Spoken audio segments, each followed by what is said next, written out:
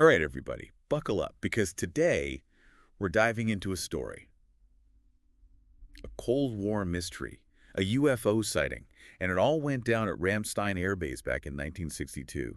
We're talking declassified Project Blue Book files here, straight from the Black Vault, and let me tell you, this one's a head-scratcher. Yeah, this isn't your run-of-the-mill UFO story. Yeah. The setting alone, Ramstein in 62, that just adds a whole other level of, well, intrigue to it. I mean, think about it. Peak Cold War tensions.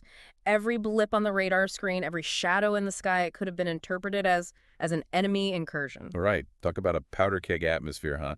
Every flight must have felt like you were walking a tightrope. Absolutely. And speaking of flights, our story, well, it revolves around a pilot stationed at Ramstein. It's March 26th, he's going about his business, and then, bam, something unexplained shows up. And here's where it gets really wild, right? According to the pilot's own words, in those declassified files, it looked like a small, like a delta-shaped wing at first, classic fighter jet silhouette. But then, as it got closer, it starts to morph. Morph? Yeah, like shape-shifting, becoming more like a dart, almost like a missile. Okay, hold on. Shape-shifting, now you've got my attention. Yeah, it's one of those details that makes you really got to stop and think about it. And it gets even weirder. The pilot said there was absolutely no sign of any kind of propulsion, no exhaust, no contrail, nothing. But he clocked it moving at around Mach 2. Wow.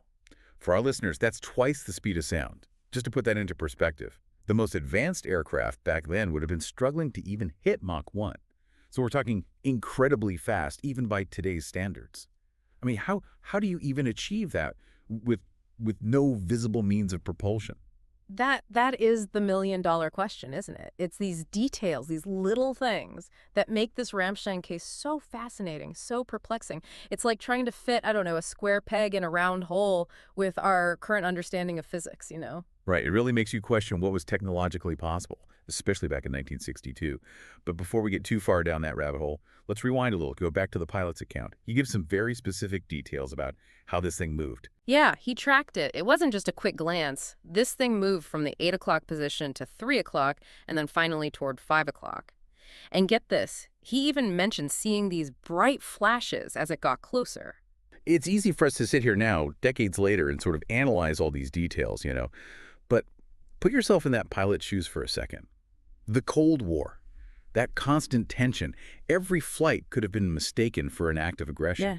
How do you think that pressure, that weight, how do you think that affected their judgment, even for a trained observer? Oh, absolutely. You're talking about a period of constant vigilance, right? Like the threat of conflict, it was always there, looming. Imagine the burden on those pilots, the fear of misidentifying a potential threat. It's immense. Right.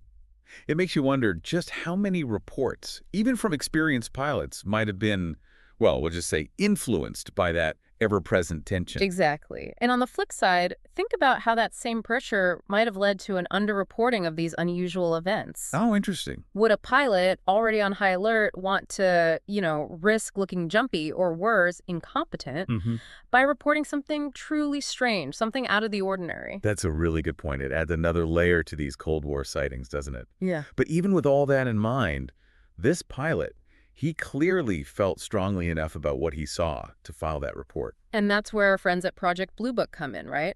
They were tasked with making sense of all this, trying to separate the real deal from the noise, figure out if there was any actual threat to national security. Right, and they had their hands full, didn't they? I mean, thousands upon thousands of reports over the years. But Project Blue Book, they weren't without their critics, were they? Oh, absolutely not. Some people argue that they were more focused on explaining things away than actually getting to the truth, keep the public calm kind of thing. The official line was usually skeptical, trying to find an ordinary explanation wherever possible. Which, when you think about it, it makes sense, right? I mean, imagine the panic if the government just came out and admitted they couldn't explain something in the sky, especially during the Cold War. Totally. It was a balancing act for sure. They had to investigate, assess potential threats, all while managing a public that was becoming increasingly fascinated by UFOs, extraterrestrial life, all that. So where does our Ramstein pilot fit into all of this? What did Project Blue Book make of his encounter? Well, even with his detailed account, the official conclusion, and I'm reading directly from the declassified file here, was insufficient data for a definitive evaluation. Insufficient data. Case closed, filed under unidentified. It's almost funny in a way, like the universe giving us a little wink, Yes. It's like, nice try figuring me out. Insufficient data. A classic. A tale as old as time in the world of UFO research. And it always seems to leave us with more questions than It answers. really makes you think, what qualifies as sufficient data in a case like this, especially when your main piece of data is a trained pilot telling you he saw something totally bizarre. Yeah. I mean, it makes you wonder if they just dismissed it because it didn't fit into any neat little box they had. It's definitely possible. And to be fair, they did explain a lot of those UFO reports right. Misidentified planes, weird weather, even some good old-fashioned hoaxes. Yeah, sure, those are all possibilities. But what about the ones they couldn't explain?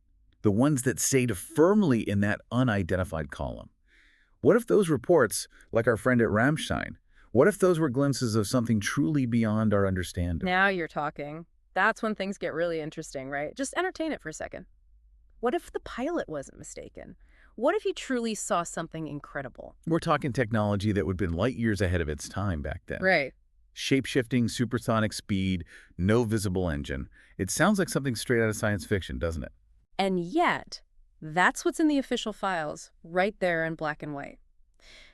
And let's not forget, Ramstein isn't an isolated incident. There are tons unexplained sightings from that time period. It makes you wonder, if even just a handful of these stories are true, what does that say about us?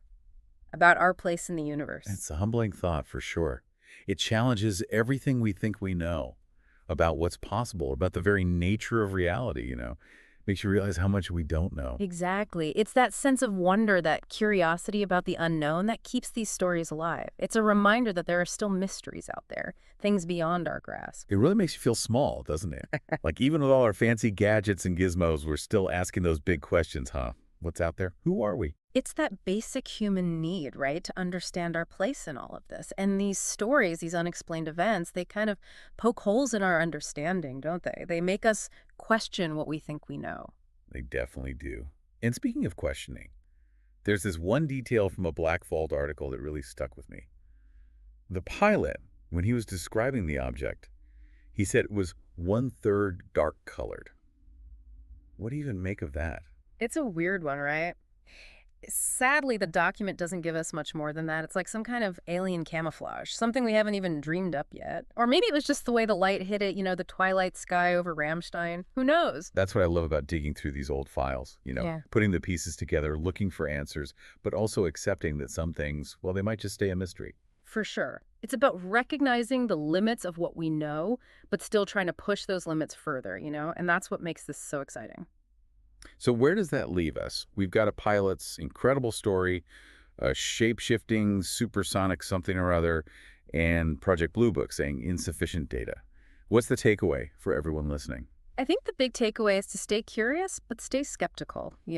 Keep an open mind. The truth is out there, but we got to be careful about jumping to conclusions. Love that, evidence-based curiosity. So for everyone listening, imagine for a second you're investigating this Ramstein sighting, but today, in 2024, where would you even begin? What would you want to know more about? And maybe even more interesting, what would it take? What kind of evidence would finally convince you, without a doubt, that we are not alone in the universe? Now, there's something to think about. This has been quite a journey, hasn't it? A deep dive into a Cold War enigma. Thanks for coming along for the ride as we explored this strange case from Ramstein Air Base. Until next time, keep looking up and never stop asking those big questions.